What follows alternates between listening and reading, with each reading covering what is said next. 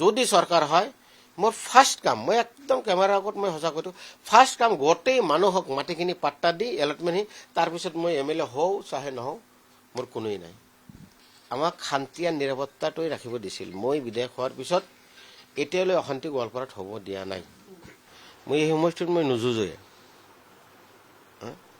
কিজানি ইলেকশ্যনৰ সময়ত মোৰ সমষ্টিত মই কমেই দেখা পাব পৰা অহা যিখিনি ভোটাৰ তেওঁলোকে অলৰেডি কংগ্ৰেছী গোৱালপাৰা সমষ্টিতকৈ দুধনৈ সমষ্টিত কংগ্ৰেছী মানুহ বেছি আৰু কট্টৰ কংগ্ৰেছী ইতিমধ্যে নিৰ্বাচন সমাগত আৰু সকলোৱে নিজা নিজা ৰণনীতি প্ৰস্তুত কৰিছে আৰু সমষ্টি আমাৰ টীম NKTV সমূহ 2026ৰ জৰিয়তে সমষ্টিবাসী ৰাইজৰ মনৰ বতৰা সন্তুষ্টি অসন্তুষ্টি ক্ষোভ সকলোখিনি আমি জনাবলৈ চেষ্টা কৰিছো অনুষ্ঠানৰ জৰিয়তে নেতাৰ কথা এই সেগমেন্টত আমি জনপ্ৰতিনিধিৰ মনৰ বতৰা দিবলৈ চেষ্টা কৰিছো যোৱা কাৰ্যকালত সমষ্টিৰ কি উন্নয়ন হ'ল কি আধৰুৱা কাম থাকি গ'ল আগন্তুক কাৰ্যকালৰ বাবে কেনে ধৰণৰ পৰিকল্পনা হাতত আছে সকলোখিনি জনাবলৈ চেষ্টা কৰিছো এই সেগমেন্টৰ জৰিয়তে আমি এইবাৰ উপস্থিত আছো যেহেতু গোৱালপাৰা জিলাত পূব গোৱালপাৰা সমষ্টি এটা অত্যন্ত গুৰুত্বপূৰ্ণ সমষ্টি আৰু এইবাৰ নিৰ্বাচনী যুঁজখন এই সমষ্টিত কিছু আকৰ্ষণীয় হ'ব সেইবাবে আমি আহি উপস্থিত হৈছো পূব গোৱালপাৰা সমষ্টিৰ বৰ্তমানৰ বিধায়ক বৰ্তমানৰ প্ৰাৰ্থিত্বৰ একেবাৰে যি আসলতে চৰ্চিত এক নাম এই সমষ্টিৰ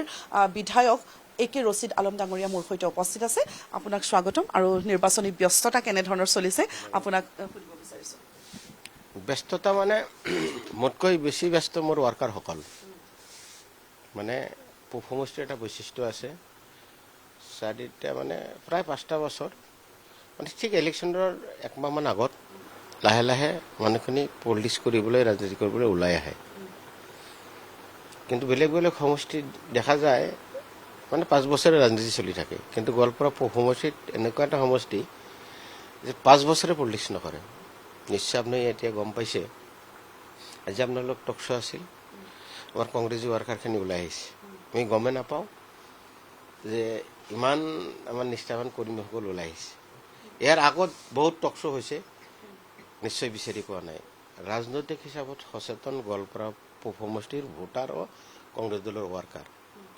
কোনে ইচ্ছা কৰিলে বিধায়ক হ'ব নোৱাৰে ভোটাৰ আৰু ৱাৰ্কাৰেহে বনায় নিজ ইচ্ছাত নহ'ব তেওঁলোকে সিদ্ধান্ত লওঁতে সময়মতে সঠিক সিদ্ধান্ত লয় এইটো এটা বৈশিষ্ট্য গোৱালপাৰা পূব সমষ্টিৰ বাকী আমাৰ যিখিনি দলীয় যিখিনি কাম বহুত লেভেললৈকে গোটেই আমাৰ একেবাৰে সক্ৰিয় হৈ আছে কোন বুথত কিমান ভোট পাম বৰ্তমান আমাৰ এইটো চলি আছে ইলেকশ্যন কিন্তু ডিক্লেয়াৰে হোৱা নাই কোন বুথত কিমান ভোট পাম সেই অংকটো চলি আছে আলম ডাঙৰীয়া আমি যেহেতু প্ৰত্যেকটো সমষ্টিলৈ যেতিয়া গৈছো এইবাৰ 26ৰ নিৰ্বাচন মই আকৌ কৈছো অনুষ্ঠানতো কৈছো যে কিছু সুকীয়া হ'ব কাৰণ ডিলিমিটেশনৰ পাছত সমষ্টি পুনৰ নিৰ্ধাৰণৰ পাছত সমষ্টিসমূহৰ জনগাঁথনি সুকীয়া হৈছে এই সমষ্টি পুনৰ নিৰ্ধাৰণৰ পাছত পূব গোৱালপাৰা সমষ্টি এই যে নিৰ্বাচনী যুঁজখন আপোনাৰ কাৰণে সহজ হৈ পৰিল নেকি একেবাৰে সহজ যুঁজটো মইতো কয় মই এই সমষ্টিত মই নুযুঁজোৱে কিজানি ইলেকশ্যনৰ সময়ত মোৰ সমষ্টিত মই কমেই দেখা পাব মোৰ নিচিনা মই যিখিনি পলিটিক্স বুজি পাওঁ মই বিধায়ক মোৰ নিচিনা কমেও বুজা 5,000 কংগ্ৰেছ কৰ্মী আছে মোৰ সমপৰ্যায়ৰ আপুনি আজি অলপ হ'লেও গম পাইছে ইমান দিন কোৱা নাই বা প্ৰচাৰো কৰা নাই মোৰ সমপৰ্যায়ৰ নেতা কমেও 5,000 আছে তেওঁলোকে দায়িত্ব ল'ব মোক দলে নিশ্চয় বাহিৰে বাহিৰে দায়িত্ব দিব সেই দায়িত্বহে পালন কৰিম বাকী একদম পিকচাৰ ক্লিয়াৰ এতিয়া আৰু সহজ হৈছে আপুনি যিটো প্ৰশ্ন কৰিছে বৰ্তমান 6টা নতুন সমষ্টিৰ পৰা আহিছে জিপি 6টা জিপি গেৰুৱা তাৰপিছত কি কয় ভগৱান কঠলবাৰী গৰুচটকা পদুপাৰা পাইকান ঢাইগাঁও মলান্দবী এই 6টা জিপি নতুন সোমাইছে আৰ এই 6টা জিপি মানে কট্টৰ কংগ্ৰেছীখিনি আহিছে ক'ব গ'লে 100% কংগ্ৰেছীখিনি ইনক্লুড হৈছে আৰু যিখিনিয়ে যোৱা নিৰ্বাচনবিলাকত কংগ্ৰেছক ভোট দিয়া নাছিল তেওঁলোকে বিভিন্ন বিভিন্ন সমষ্টিত গুচি গৈছে কাৰণ এওঁলোক দুধনৈ সমষ্টিৰ পৰা কাটি আহিছে ইয়াৰ বৈশিষ্ট্য দুধনৈ সমষ্টিৰ বৈশিষ্ট্য আপুনি চাওক যে তাৰে হাকিম ৰাভা, আপোনালোকে নাম পোৱা নাই, কংগ্ৰেছৰ বিধায়ক আছিল। আনন্দী বলা ৰাভা কংগ্ৰেছী বিধায়ক আছিল। জগত পাটগিৰি কংগ্ৰেছী বিধায়ক আছিল। প্ৰণয় ৰাভা কংগ্ৰেছী বিধায়ক আছিল। দেৱেন দৈমাৰী, শিৱচৰণ বসুমতাৰী, যাদৱ চৰকাৰী। মই নাম এইকাৰণেই কৈছোঁ যে সেই সমষ্টিটো দুধনৈ সমষ্টি একচুৱেলি কংগ্ৰেছী সমষ্টি। গোৱালপাৰা পূবত যদি আপুনি বিচাৰি যায়, মোৰ বাহিৰে স্বাধীনতাৰ পিছত দুটামান বিচাৰি পাব বিধায়ক কংগ্ৰেছ দলৰ। 1991 চনত কংগ্ৰেছ দলৰ বিধায়ক আছিল।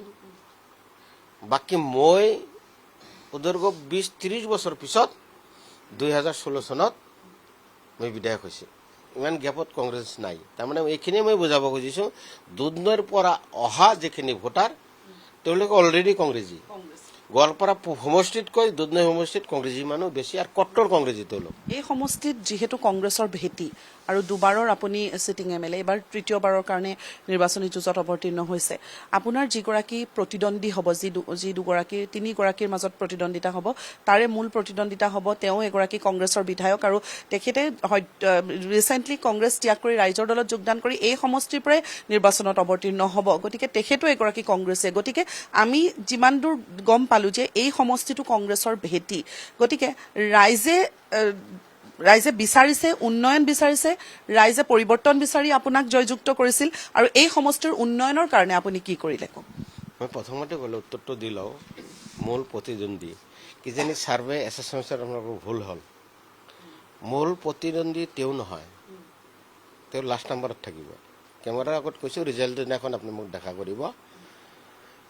AGP হওক বা BJP হওক, যিটো কেণ্ডিডেট দিব, মই কৈছোঁ AGPত যদি এটা হিন্দু মানুহ টিকেট দিয়ে, মই খোলাকৈ কৈছোঁ আৰু মই একচুৱেলি হিন্দু মুছলিম ক'ব নালাগে, মই কৈছোঁ আৰু 41,000 ভোট পাব, 40,000 পৰা 41,000। ঠিক BJP দিলে ঠিক তেনেকুৱাকৈ পাব। আৰু যদি আধাৰ কাষ্টত দিয়ে তেতিয়াহ'লেতো আৰু বহুত কমত আহিব।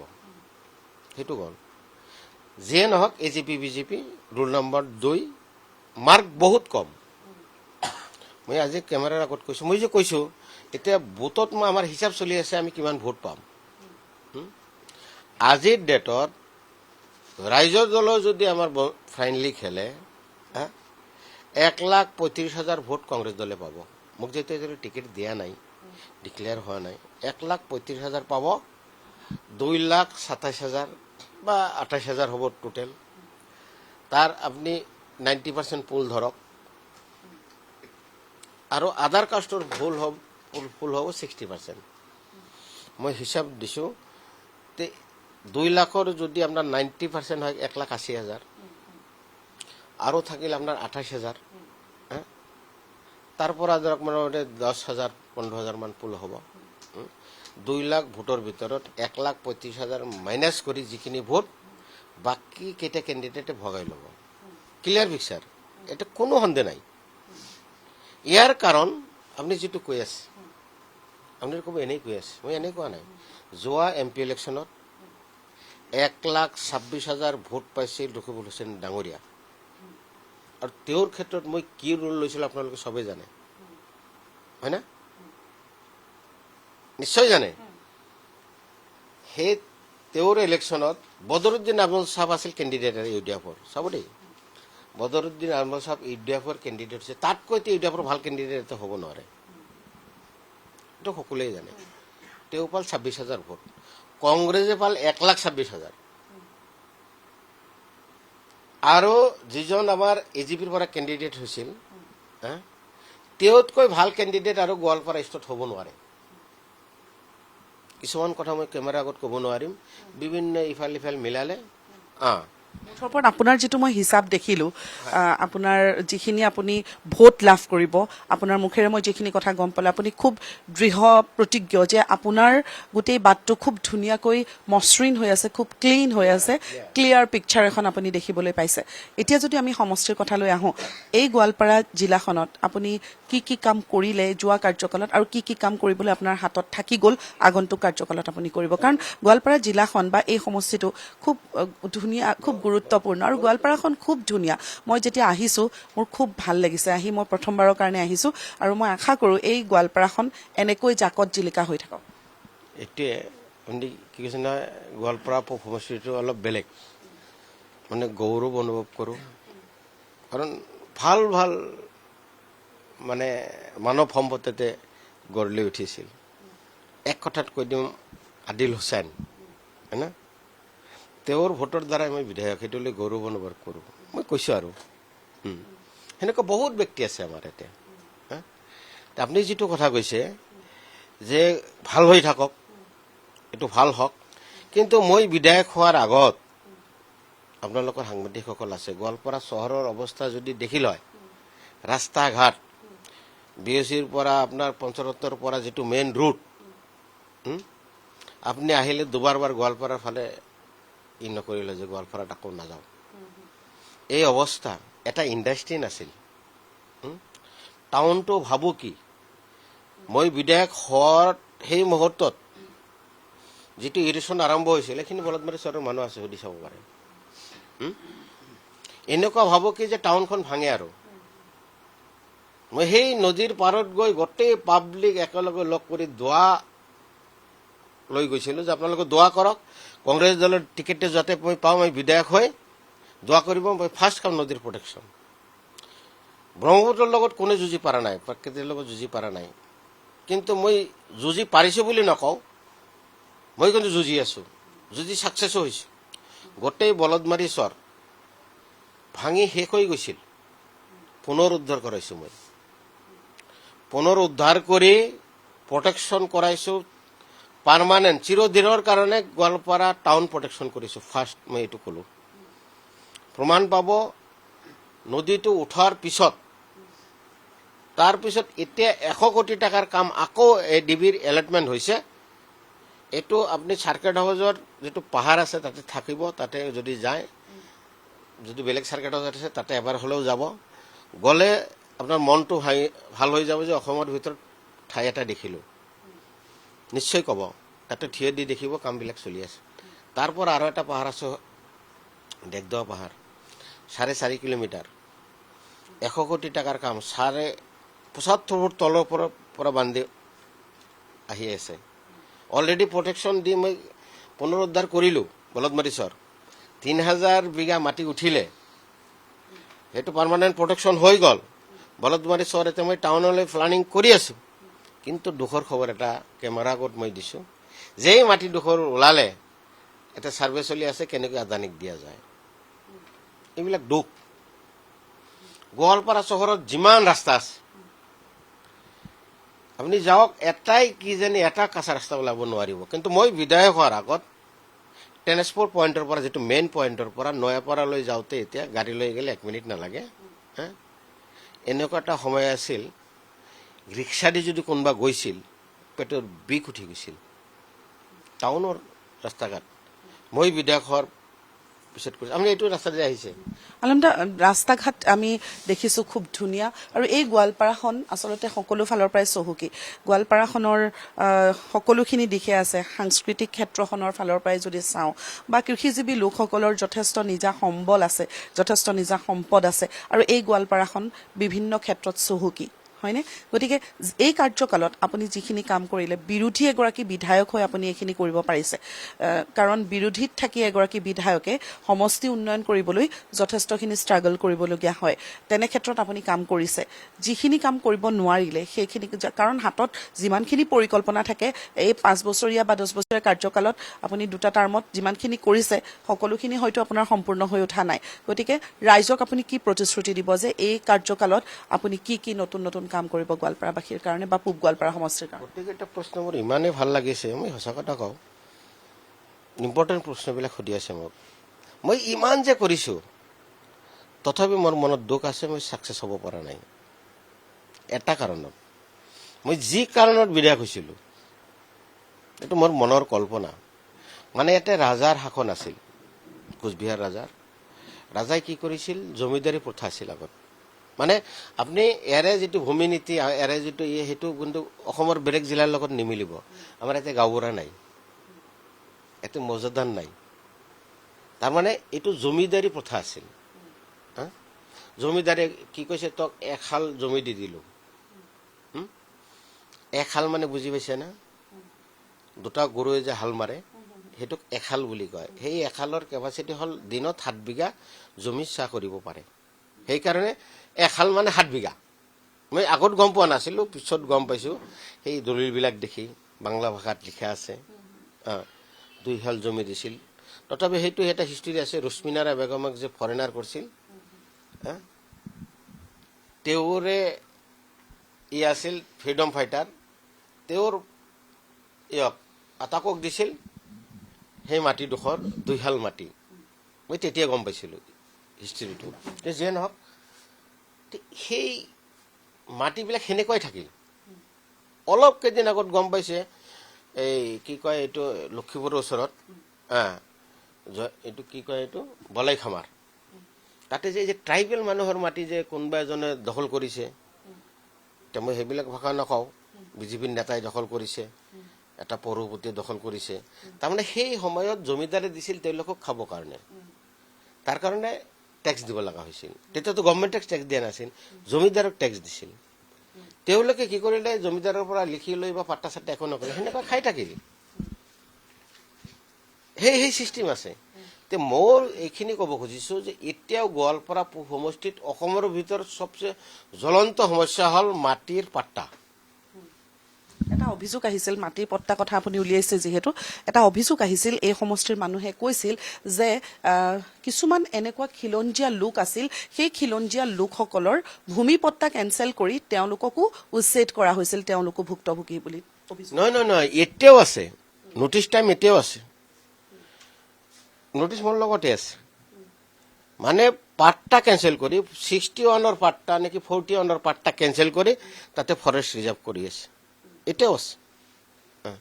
মই ক'ব খুজিছোঁ এই টাউনত য'ত যিমান দূৰ আহিছে এইবিলাক, ঠিক সেই চিষ্টেম আগৰে মাটি গোটেই এইটো ওপৰত যিমান যি আছে 75% টাউনৰ মাটি সেই জমিদাৰে দিয়া,